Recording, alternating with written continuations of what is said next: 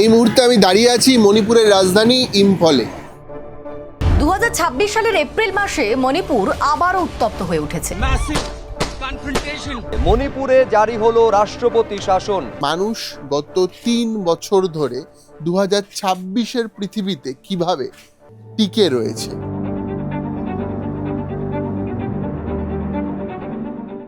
আসল সমস্যাটা কি? কেন এই দাঙ্গা থামতে চাইছে না?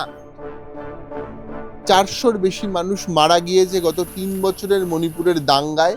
That this crime be brought to justice as soon as possible, and we demand that those who are accountable be punished. सरकार से मदद मिलता है, मतलब कुछ हेल्प कर रहे हैं वो लोग? अभी खाने पीने के लिए तो नहीं है, वो दिन का क्या वो 100 रुपीज़ डालते हैं। वो पढ़ाई वढ़ाई अगर किसी को करनी है तो वो चीज़ें सब कुछ हेल्प नहीं मिलता। রবীন্দ্রনাথ ঠাকুর তার চিত্রাঙ্গদা নাটকের প্রেক্ষাপট পেয়েছিলেন মণিপুর থেকেই। আজও বিশ্বভারতী বিশ্ববিদ্যালয়ে মণিপুরি নৃত্য নিয়ে পড়াশুনো করা যায়। এই রাজ্যের সংস্কৃতি, এই রাজ্যের কাপড় আমাদের গোটা দেশে সমাদৃত। সেই মণিপুর, সেই ভারতবর্ষের একটা ছোট্ট অঙ্গরাজ্য গত 3 বছর ধরে জ্বলছে। জাতি দাঙ্গায় এখনো পর্যন্ত 250-র বেশি মানুষ মারা গেছে সরকারি হিসেব অনুযায়ী। পাশাপাশি 50 থেকে 60,000 মানুষ আজ উদ্বাস্তু এই রাজ্যে। This is because of the failure of the government. It's a bad governance. Which government? State government? Yes, it's a state government's matter. So we all know that law and order comes under the state government. So I would say that it's a bad governance, the failure of the government to protect the basic rights of the individuals. 2011 সালের জনগণনা অনুযায়ী মণিপুর রাজ্যে মেইতেই জনগোষ্ঠীর জনসংখ্যা 53%, নাগা জনগোষ্ঠীর জনসংখ্যা 24%, cookie জনগোষ্ঠীর জনসংখ্যা 16%, এছাড়া অন্যান্যরা রয়েছেন 7%। এবার সমস্যাটা কোথায় শুরু হলো? সমস্যাটা হলো 2023 সালের মে মাসে বলা হচ্ছিল যে মেইতেই জনগোষ্ঠীর মানুষকেও তপশিলি উপজাতি বা জনজাতির মর্যাদা দেওয়া হতে পারে। এবার এখানে সমস্যা কোথায় কুকিদের? সমস্যাটা হচ্ছে মণিপুর রাজ্যের প্রায় 75% পাহাড়ি দুর্গম এলাকা। সেই এলাকায় মূলত বাস করেন কুকিরা এবং নাগারা। আর যে সমতল এলাকায়, যে উন্নত ইম্ফলের মতো উন্নত এলাকা, এখানে থাকেন মূলত মেইতেই জনগোষ্ঠীর মানুষেরা। এবার স্বাভাবিকভাবেই জনসংখ্যা বৃদ্ধির কারণে মেইতেইদের জায়গা প্রয়োজন হচ্ছে থাকার জন্য। কুকিরা জনসংখ্যায় কম হলেও তারা এই রাজ্যের ভৌগোলিকভাবে সবথেকে বেশি জমি নিয়ে বসবাস করেন। যদি তপশিলি উপজাতি কিংবা জনজাতির মর্যাদা মেইতেইরা পেয়ে যায়, তাহলে কিন্তু তারা পাহাড়ি দুর্গম এলাকাগুলোতে বাড়ি বানাতে পারবে, জমি কিনতে পারবে। এখানেই মূল সমস্যার শুরু। আমরা দেখেছিলাম 90 দশকে নাগা জনগোষ্ঠীর সঙ্গে কুকিদের একটা বিরাট দাঙ্গা গন্ডগোল হয়েছিল, তারপর সেটা থেমে যায়। কিন্তু এই দাঙ্গা, এই জাতি দাঙ্গা থামার নাম নেই গত 3 বছর ধরে। এবার আমরা যারা মণিপুরের বাইরে থাকি, ভারতবর্ষের অন্যান্য রাজ্যে, তাদেরকে মেইনস্ট্রিম মিডিয়া বোঝায় যে এই গোটা দাঙ্গায় আসলে মদদ দিচ্ছে, চায় না। কিন্তু আসল সমস্যাটা কি? কেন এই দাঙ্গা থামতে চাইছে না? এর ঐতিহাসিক প্রেক্ষাপট কি? দেখুন, আমাদেরকে বুঝতে হবে এই রাজ্যটি কিন্তু 1947 সালের 15ই আগস্ট স্বাধীনতা পায়নি। স্বাধীনতা পেয়েছে 1949 সালে, সেটা একটা ফ্যাক্টর। এছাড়াও মণিপুর রাজ্যের বিরাট অংশের যে সীমান্ত এলাকা, সেই সীমান্তটা হচ্ছে মায়ানমারের সঙ্গে আমরা শেয়ার করছি। এবং অদ্ভুতভাবে পশ্চিমবঙ্গে ভারতীয় জনতা পার্টি সহ বিজেপি নেতারা যখন ক্ষমতায় আসার 1 মাসের মধ্যে বর্ডারে ফেন্সিংয়ের কাজ করছেন, কাঁটাতার বসাচ্ছেন, তখন আমি এই মণিপুরে এসে জানতে পারছি যে আমরা মায়ানমারের সঙ্গে যে বর্ডার এরিয়া শেয়ার করছি, সেখানে বেশিরভাগ জায়গায় কোনো রকম ফেন্সিং কিংবা কাঁটাতার নেই। ফলত মায়ানমারের কুকিরা এই রাজ্যে বেলাগামভাবে ঢুকছে, দীর্ঘদিন ধরে ঢুকছে। স্বাধীনতার পর থেকে সেই ঢোকা আজ অবধি থামেনি। What had happened was we had a government under Shri N. Biren Singh who could not take any criticism. इनके ऊपर में क्रिटिसाइज करो, इनको गोली मार दो। My house was attacked thrice. बंदूक चलाया तो मेरे घर पे क्या? कौन चला है? ब्रिटेन के लोग ने, क्योंकि मैंने ब्रिटेन को क्रिटिसाइज किया था ना. He was a chief minister who used non-state actors to protect the state interests. These things cannot find any parallel or any anomaly anywhere in the world. It was like a banana republic. You know banana republic, as they say in South America, yeah, like Bolivia or Colombia. It was almost like that. You criticize the chief minister, tomorrow he'll come and fire bullets at your house. And this included MLAs also. MLAs who were critical of him, they had their house fired upon. This was a 4-second land, okay? Government of India knew about it, but they didn't decide to act. ক্ষমতা আর অর্থই হচ্ছে এই গোটা আন্দোলনের ভর কেন্দ্র। আমরা জানি যে মণিপুরের একটা বিরাট অংশ জুড়ে আফিমের চাষ করা হয়। মণিপুর সহ মায়ানমার, লাওস, কম্বোডিয়া, থাইল্যান্ড এরকম কতগুলো দেশে চলে গোল্ডেন ট্রায়াঙ্গেল। গোল্ডেন ট্রায়াঙ্গেলের অংশ নেওয়ায় বিরাট অংশ জুড়ে মাদক পাচার হয় আমেরিকা, ইউরোপ সহ পৃথিবীর বহু দেশে। আর এখান থেকে মুনাফা হয় কয়েকশো কোটি টাকা প্রত্যেক বছর। তাই এই আন্দোলনে মদদ দিচ্ছে সেই চোরা চালানকারী, সেই মাদক পাচারকারীরা। তাই বন্ধ করা কোনোভাবেই যাচ্ছে না। একটা সময় এই সীমান্ত জুড়ে আসাম রাইফেলসকে দায়িত্ব দেওয়া হয়েছিল। আজকের দিনে তাদেরকে সরিয়ে নিয়ে বিএসএফ এসছে, সিআইএসএফ জওয়ান এসছে, সিআরপিএফ ঘুরছে গোটা রাজ্য জুড়ে। আমি এবং আমার ক্যামেরার পিছনে যিনি রয়েছেন, আমরা যখন নাগাল্যান্ডের ডিমাপুর থেকে মণিপুর আসছি, তখন বারংবার গাড়ি দাঁড় করিয়ে সার্চ করছে। কারা করছে? পুলিশ প্রশাসন, কেন্দ্রীয় বাহিনী? না, তারা নিজস্ব নাম তৈরি করেছে ভিলেজ গার্ড। তাদের কাছে বন্দুক থাকছে। তারা কারা? তারা মূলত কুকি সম্প্রদায়ের মানুষ। যেহেতু পাহাড়ি অধ্যুষিত এলাকা হয়ে আমরা এসেছি, এরা এসে গাড়ি সার্চ করছে, দেখছে কেউ মেইতেই আছে কিনা, কেউ নাগা আছে কিনা।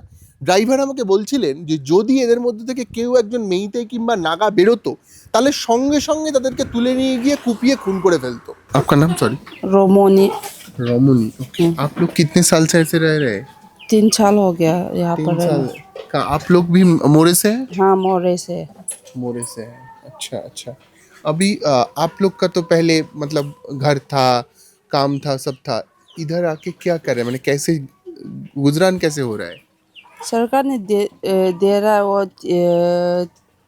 100 करके एक दिन का वो दे रहा है, वो खा रहा है। दिन में 100 रुपया देते हैं खाने के लिए? हाँ, वही से चला रहा है। अच्छा अच्छा। और बोल रहे थे कि लोग कि आपके इधर जो कैंप का रहने के दिए वहाँ पे पानी भर जाता है। बारिश समय पर पानी बह जाते हैं। हम लोग सब ये रूम में ज़्यादा क्या पानी भर जाता भर है, जाते हैं।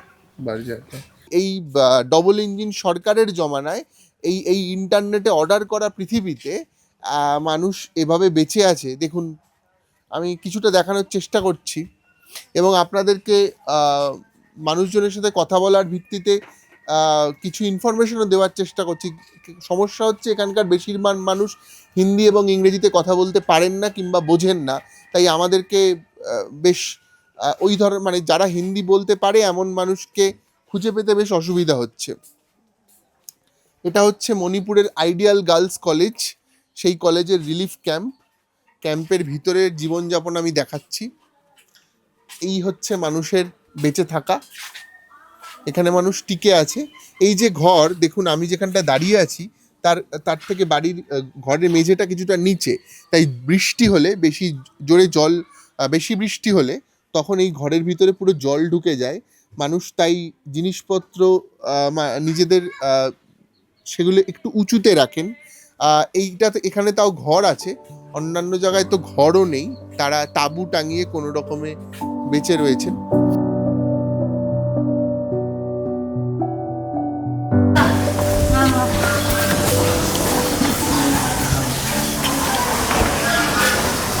ठीक है, आप बैठिए बैठिए बैठिए बैठिए। नमस्ते। नमस्ते। नहीं नहीं ठीक है, प्रॉब्लम नहीं। हम बैठ, आप बैठिए ना, बैठिए ना, इधर बैठिए, इधर बैठिए, इधर। आपका नाम क्या है? गोपेन। गोपेन। हाँ। कहाँ से हैं आप? मोरे से। आप भी मोरे से? हाँ, मोरे से। मोरे तो मतलब India and Myanmar border area में? हाँ हाँ हाँ हाँ। अच्छा अच्छा। तो कितने साल से ऐसे रह रहे हैं? अभी साल हो तकरीबन गया। 3 साल। 3 साल, तकरीबन 3 साल तो थोड़ा ज़्यादा हो गया, 1 महीना 2 महीना जैसा हो गया होगा। अच्छा, मोरे पे तो आपका बर्थ प्लेस है मोरे, मतलब वहाँ पे आपका जन्म हुआ है? नहीं, जन्म तो हम मोइरांग से हुआ। मोइरांग? हाँ, मोइरांग। हाँ, असली जो है हम मोइरांग से है, और उसके बाद हम शादी उदी करने के बाद हम मोरे में रह गया। मोरे के आपका घर जमीन सब था? हाँ हाँ था। क्या करते थे आप? मिस्त्री है हम। किसका मिस्त्री? कौन सा? ईटा का। ईटा का? हाँ हाँ, अच्छा ईटा का। अच्छा। कारपेंटर वहाँ पे जो घर बनाया था? हाँ हाँ हाँ, घर बनाया। अभी अभी उस घर का क्या क्या हाल है? अभी तो मोरे का। मोरे पे आपका जो घर था? हाँ, अभी तो घर है ना, क्या है, जंगल की तरह जैसा हो गया।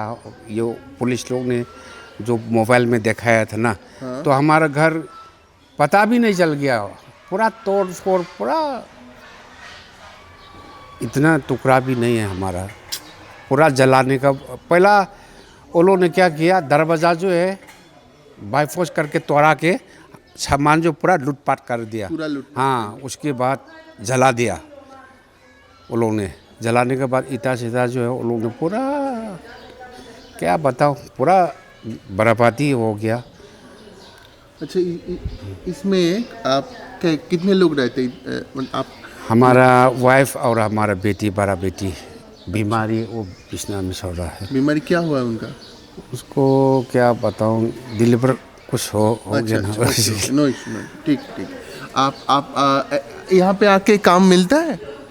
कभी कभी मिलता है, रोज नहीं मिलता है? रोज नहीं, क्योंकि यहाँ का रहने वाला नहीं ना, हम लोग नया नया आया हुआ है, तो तकरीबन यहाँ का आदमी लोग ने हम लोग को जान पहचान होने के बाद थोड़ा थोड़ा छोटा मोटा काम देता है, उसी में जाता है हम लोग। तो अभी क्या सोच रहे हैं? आप लोग का घर मिलेगा? वापस जा पाएंगे मोरे में? वो तो हम बता नहीं सकते। गवर्नमेंट ने तो आप लोग थोड़ा देरी तो होगा, जाए तो जाएगा अपना जगह में। ऐसे ही कहते कहते कहते इतना साल हो गया, कब जाएगा कब नहीं जाएगा वो तो पता नहीं चलता हम लोग। यहाँ पे तो बीजेपी का गवर्नमेंट है। हाँ हाँ, बीजेपी का है। वो गवर्नमेंट क्या बोल रहे हैं, मतलब आप लोग वो लोग ट्राई नहीं कर रहे हैं? मतलब ट्राई कर रहे हैं हम लोग, आप लोग शांति में रहो, अपना अपना जगह में हम लोग भेजेगा, ऐसे ही बोलते बोलते बोलते इतना साल हो गया।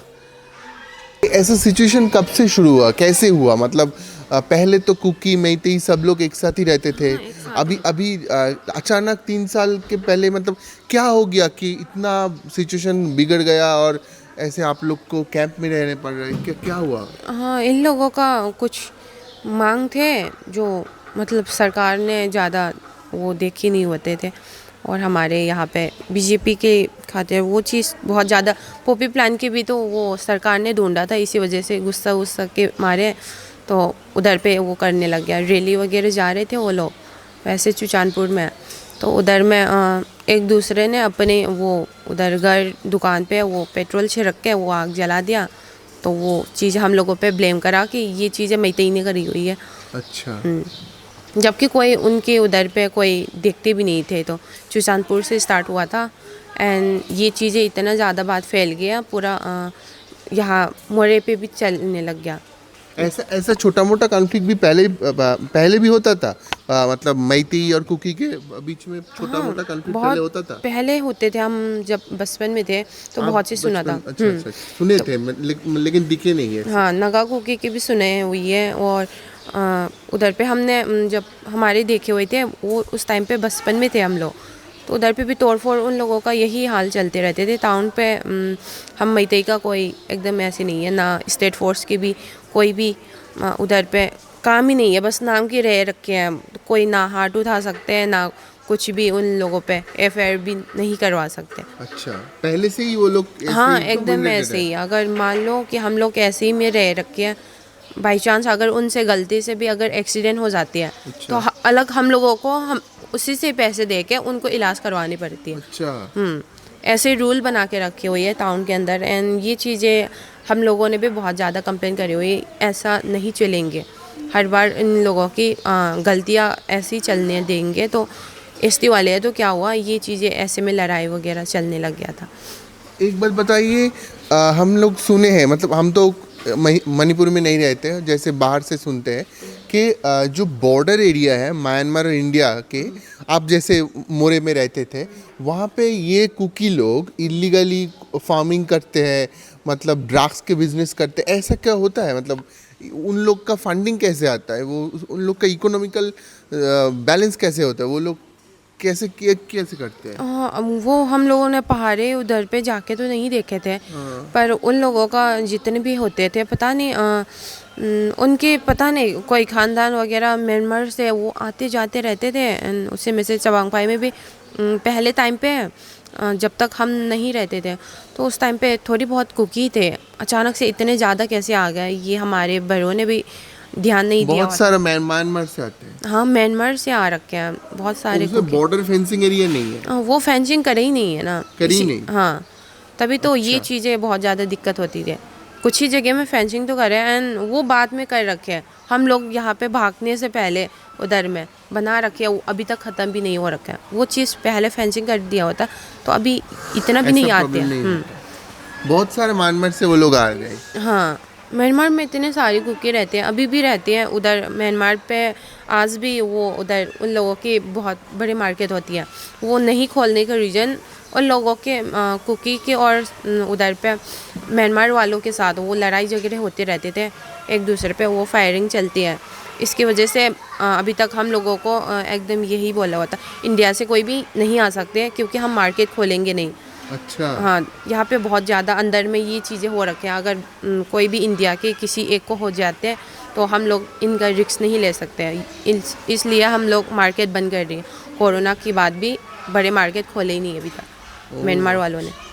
अच्छा, एक बात बताइए, जो सेंट्रल फोर्स है इंडिया का, बीएसएफ है, मतलब सीआईएसएफ, सीआरपीएफ, पुलिस है, वो लोग आप लोग को यहाँ से आपका घर तक पहुँचने के लिए कुछ मतलब कर नहीं रहा है, वो कुछ हेल्प नहीं कर रहे हैं? नहीं कर रखे हैं, तो हमारा भी मांग था स्टेट फोर्स हम लोगों को चाहिए, उम्मीद भी नहीं थे। एंड सरकार से ये चीज़ें बोलो, हम अपने सीएम से भी जाके भाई हम लोगों को बस पहुंचा दो और कुछ नहीं है, तुम लोग ये कर दो, फोर्स रख दो दर पे कैसे भी करके, तो वो चीज़ सुन भी नहीं रखे। हम लोग कर रहे हैं, कोशिश कर रहे हैं, कोशिश करते करते अभी 3 साल से ऊपर हो गया, अभी तक जा ही नहीं सकते ये चीज़ें।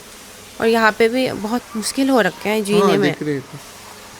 और ऐसे में कितने साल तक और ज़्यादा रह लो, बहुत ज़्यादा आवाज़ हमने दे चुके हैं, कोई किसी ने सुना तक भी नहीं है।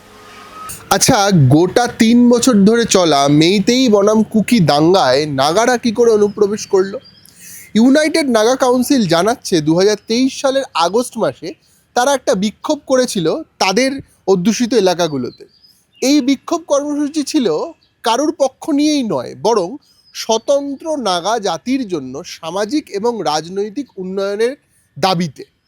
তাহলেও নাগারা গত 6 মাস ধরে এই বিরাট দাঙ্গায় জড়িয়ে পড়েছে। তার কারণ মেইতেইরা যখন পাহাড়ি অধ্যুষিত এলাকাগুলো থেকে বেরিয়ে এসে ইম্ফলের মতো সমতল ভূমিতে থাকতে শুরু করেছেন এবং তারা বাড়িঘর ছেড়ে ক্যাম্পে দিন কাটাচ্ছেন। सभी लोग ऐसे रहने पड़ते थे, पहले तो बहुत ज़्यादा मुश्किल थे, एक ही जगह में 3-4 फैमिली तो ऐसे रहती थे, इसी वजह से बहुत दिक्कत होते था। তখন কুকিদের হাতে আর মেইতেইরা নেই। মেইতেইরা একটা সময় নিজস্ব মিলিশিয়া তৈরি করেছিল, বলা হচ্ছিল এটাকে ভিলেজ গার্ড, মানে যাদের কাছে বন্দুক ছিল। যেরকম আমরা দেখেছিলাম 2011 সালের আগে আমাদের লালগড়ে কিংবা জঙ্গলমহলের বিরাট একটা অংশে যে একটা মিলিশিয়া তৈরি করা হয়েছিল, গণ মিলিশিয়া, সেই রকমই মিলিশিয়া তৈরি হয়েছিল মেইতেইদের পক্ষ থেকে, কুকিদের পক্ষে তো ছিলই, এখনও আছে।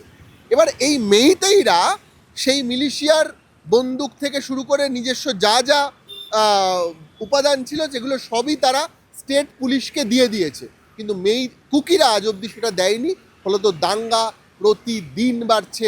আমি যখন এখানে দাঁড়িয়ে কথা বলছি তখন মণিপুরের 2টো জেলায় ইন্টারনেট বন্ধ করে দেওয়া হয়েছে, আমি যখন এখানে দাঁড়িয়ে কথা বলছি কিছুক্ষণ আগে এখানকার কেন্দ্রীয় হাসপাতাল থেকে 6 জন নাগার শবদেহ ছাড়া হলো।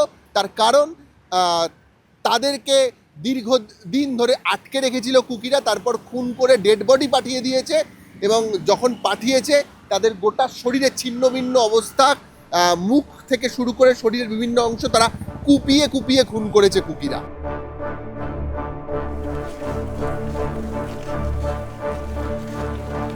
আমরা জানি গত 3 বছর ধরে গোটা মণিপুরে যে জাতিদাঙ্গা চলছে তাতে মূলত ইনভলভ মেইতেই এবং কুকি জনজাতির মানুষ, কিন্তু গত 6 মাস ধরে পরিস্থিতি আরও ঘোলাটে হয়েছে, কারণ এখানে পার্টিসিপেট করছে নাগা সম্প্রদায়ের মানুষেরাও। আমি যেখানে দাঁড়িয়ে আছি এটা হচ্ছে ধনমঞ্জুরি ইউনিভার্সিটি। ধনমঞ্জুরি ইউনিভার্সিটি হচ্ছে ইম্ফলে এবং দেখতেই পাচ্ছেন প্রচুর ছাত্রছাত্রী তারা মোমবাতি মিছিল করছেন। কেন করছেন? তার কারণ গত 13ই মে এই মণিপুরেরই কানসাখুল বলে একটা প্রত্যন্ত গ্রামে কিছু মানুষ বিয়ের অনুষ্ঠান থেকে ফিরছিলেন, তাদের প্রত্যেককে তুলে নিয়ে যাওয়া হয়, তুলে নিয়ে যায় মূলত কুকি জনজাতির মানুষেরা এবং তাদেরকে প্রথমে আটকে রাখা হয়, তারপর শর্ত আরোপ করা হয় যে তাদের কিছু কুকি জনজাতির মানুষকে যদি ছেড়ে দেওয়া হয় তাহলে তারা নাগাদেরকে ছেড়ে দেবেন। এই শর্তের ভিত্তিতে প্রথমে 14 জনকে রেহাই দেওয়া হয়, 14 জন ছাড়া পান, কিন্তু 6 জনকে আটকে রাখা হয়। এই 6 জন গত 3 দিন আগে 6 জনকে ছাড়া হয়, কিন্তু তাদেরকে জীবন্ত অবস্থায় ছাড়া হয়নি, তাদেরকে মৃত অবস্থায় ছাড়া হয়েছে। এবং শোনা যাচ্ছে এই যে দেখতে পাচ্ছেন বিরাট মোমবাতি মিছিল, তার কারণই হচ্ছে এটা যে We are very sad and we have gathered here to show that this will not be allowed to go unpunished, and we demand justice and we demand that the perpetrators, the culprits, be immediately apprehended and be punished according to the law of the land. who are the culprit and when it's total happened? This happened in the month of May, Okay. 13th of May. 13th of May. Our brothers, our innocent brothers, including 2 church ordained leaders, they have been abducted from the village called Lailon Baifai, Kangpokpi district. Okay. And the villagers of Lailon Baifai and the chairman of that village are complicit in this matter, and we look forward to the government to do the needful and ensure that our brothers who have been taken from us in such a tragic and heinous act of crime be brought to justice. The state government, our honorable chief ministers and the honorable home minister has told the civil society organizations and the bereaved families that the case will be handed to the National Investigation Agency and that all efforts have been made. But so far, nothing concrete is seen, nothing concrete has been done. So we appeal to the state government, we appeal to all the concerned individuals and the officers in charge, police, civil, and all the departments concerned to kindly ensure that this crime be brought to justice as soon as possible, and we demand that those who are accountable be punished. What they are doing in 3 years, that's the question. Well, in the past 3 years, our state has been involved and we have been in such a turmoil that no sane person would say that Manipur is in peace right now. So we want the authorities concerned to ensure that whatever has been going on for the past 3 years, starting from the 3rd of May 2023 till today, everything that has been going on, all the problems, all the killings, violence, and the violation of human rights and committing of such atrocities will not be accepted in this modern society. গত 3 বছর ধরে চলা মেইতেই বনাম কুকিদের দাঙ্গায় নাগারা কিভাবে জড়িয়ে পড়ল? United Naga council জানাচ্ছে তারা 2023 সালের আগস্ট মাসে একটা বিক্ষোভ কর্মসূচি করেছিল নাগা অধ্যুষিত এলাকায়। এই কর্মসূচিতে তারা কুকি কিংবা মেইতেই কারোর পক্ষই নেয়নি, বরং তারা সামাজিক এবং রাজনৈতিক ইস্যুতে নাগাদের প্রভাব বিস্তারের কথা বলেছিল। কিন্তু গত 6 মাস ধরে পরিস্থিতি আরও বেশি ঘোটালা হয়েছে, কারণ 6 মাস আগে প্রথমবারের জন্য কিছু নাগা জনগোষ্ঠীর মানুষকে অপহরণ করে নিয়ে যায় কুকিরা। পরবর্তীতে তাদেরকে ছেড়ে দেওয়া হয়, কিন্তু যে বর্ডার এরিয়া রয়েছে, মানে যে অঞ্চলে নাগারা থাকেন এ প্রান্তে, ও প্রান্তে কুকিরা থাকেন, সেই সব অঞ্চলগুলোতে সংঘর্ষ প্রতিদিন বাড়ছে ইদানিং। তার কারণ কুকিদের কাছে যেহেতু মিলিশিয়া আছে, বন্দুক আছে, বিভিন্ন অস্ত্রশস্ত্র আছে, তারা বিভিন্ন সময় রাতের অন্ধকারে নাগাদেরকে অপহরণ করে নিয়ে যাচ্ছে। পাল্টা নাগারাও বর্তমানে নিজেদের বাহিনী সাজিয়েছে, কিন্তু এইভাবে আস্তে আস্তে অপহরণের মধ্যে দিয়ে নাগারা যুদ্ধে জড়িয়ে গিয়েছে। আমি কথা বলেছিলাম কয়েকজন নাগা ছাত্রীর সঙ্গে, তারা মোমবাতি মিছিল করেছে এই ইম্ফলের একটি ইউনিভার্সিটির ক্যাম্পাসে, কারণ 6 জন নাগাকে যেভাবে কুপিয়ে খুন করেছে কুকিরা, ফলত আজকের দিনে দাঁড়িয়ে গোটা মণিপুরের কুকি ছাড়া প্রায় সমস্ত জনগোষ্ঠী কুকিদের বিরুদ্ধে চলে গিয়েছে। এর কারণ কি? तो विचम आप बताइए थोड़ा, जो मणिपुर में 3 साल से हो रहा है, उसका इफेक्ट स्टूडेंट लोगों के ऊपर कैसे पड़ा है? Okay, so this situation in Manipur has been going on since the 3rd of May 2023, and it has affected the students in various ways, psychologically, mentally, and if we have to look into the academic calendars, it has also been affected badly. And many a times there are situations when the students are not able to attend their classes. Many a times the schools are shut down, the colleges are shut down, and there are occasions when the students or the teachers themselves is also not feasible, not able to travel to the college. So these are the kinds of challenges that we face, and we feel like if this continues to go on, our future is doomed, and we will go back to 10 to 20 years, and this could really affect the students' life, and this will cause a lot of problem in the economy of the state, or even in any kinds of sectors that the students may face. It could include different kinds of things, like it could affect them mentally, and they could take different routes. Many students have good intentions to do good for the nation, to do good for the state, but looking at the scenario of frequent conflicts between the Meiteis and the Kukis, the Nagas and the Kukis, this will lead the students to be mentally disturbed, and this can really take the students into a way that they don't desire or they don't want. Many of the Meiteis who are already settled in the hill districts such as Churchandpur or in the foothills, there are Meiteis as well. So all those people has also come back for the security concerns. And now, like you mentioned, Mr. Subbu, it is very clear that no Meiteis are in the Kuki school, and no Kukis are in the Meitei schools. And as a matter of fact, there is no Kukis in Imphal Valley, which is the capital city of Manipur. And we also know that there are institutions, medical institutions, or various other institutions as well, even in hill districts. So even the Meiteis or the Nagas now, after the conflict erupted between the Nagas and the Kukis again. Earlier, despite the fact that Meiteis and Kukis are in conflict, there were the Nagas acting as a big brother in both the sides. So how Naga involved with this conflict?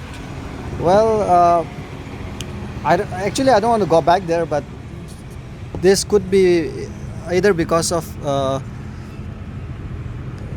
missed identity, or it could be anything like that. But the Nagas living in the periphery areas along with the Kukis, they also face various kinds of aggressions from the Kukis. Many a times, if we have to go back to a year back, we can go back to Lungwiram, we can go back to Konsakul, where the chairman or the village headman was beaten, or where the houses were demolished, where the houses were burned. It could be, they claim it to be mistaken identity. They believe that it is the house of the Meiteis, so the Kukis burn it.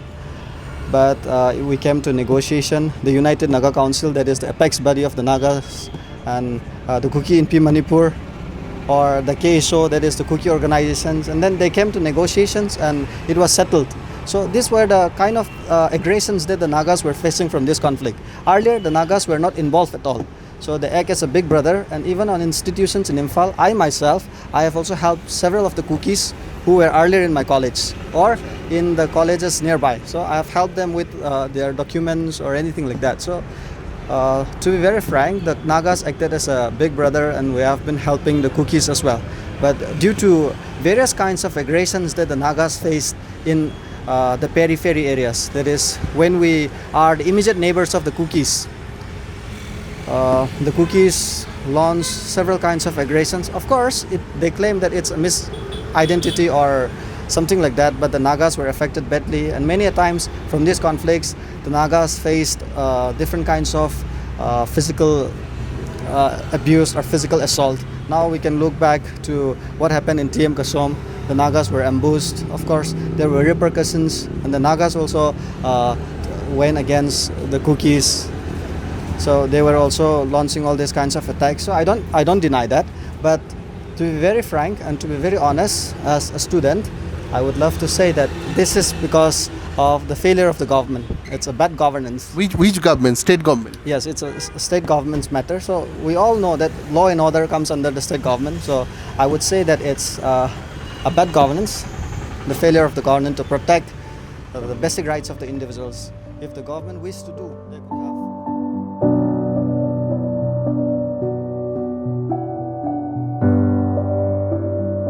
তো এই হচ্ছে মোটামুটি মণিপুরের situation. মণিপুরের সাধারণ মানুষ যারা দিন আনা দিন খাওয়া মানুষ, যারা কোনো ঝুটঝামেলায় থাকতে চান না এবং যারা বিশিষ্ট মানুষজন, প্রত্যেকে চান এই দাঙ্গা শেষ হয়ে যাক এবং তারা বেশি করে চান এই রাজ্যে যে ক্ষমতায় রয়েছে বিজেপি সরকার এবং দেশের কেন্দ্রীয় সরকারের সরাসরি হস্তক্ষেপ। কারণ আমরা জানি যে কেন্দ্রীয় বাহিনী চাইলে সব কিছু সম্ভব। ভারতবর্ষে আজকের দিনে যে সরকার রয়েছে আমরা দেখেছি যে তারা পাকিস্তানি সন্ত্রাসবাদের বিরুদ্ধে কিভাবে লড়েছে। তো সেই লড়াইটা কেন এখানে হচ্ছে না? কেন কুকিরা খুলে বন্দুক নিয়ে ঘুরে বেড়াতে পারছে? তাদেরকে প্রোটেক্ট করার জন্য কেন নাগাদের, মেইতেইদের নিজস্ব মিলিশিয়া তৈরি করতে হচ্ছে? মায়ানমার সীমান্ত জুড়ে কেন ফেন্সিংয়ের কাজ করা হচ্ছে না? কেন ইল্লিগালি দীর্ঘ দিন ধরে মায়ানমারের কুকিরা আমাদের দেশে ঢুকতে পারছে? এই প্রশ্নগুলোর উত্তর আমরা কেউ জানি না।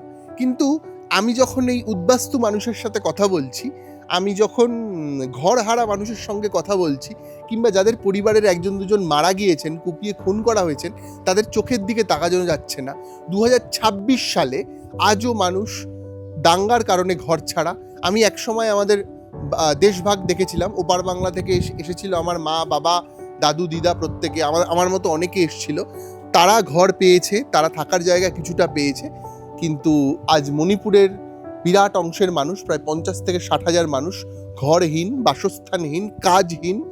তাদেরকে ডোল দিয়ে বোধহয় আটকে রাখা যাবে না। সামনের বছর ইলেকশন মণিপুরে, আমরা তাকিয়ে থাকবো তার দিকে। আমরা তাকিয়ে থাকবো ভারত সরকার এবং রাজ্যের বিজেপি সরকারের দিকে, তারা কোনো বদল আনতে পারে নাকি। আশা রাখবো মণিপুরের দাঙ্গা একদিন থেমে যাবে, একদিন সব কিছু শান্ত হবে। ক্যামেরায় দীপ মণ্ডলের সঙ্গে পঞ্চানন, মণিপুর, ইম্ফল।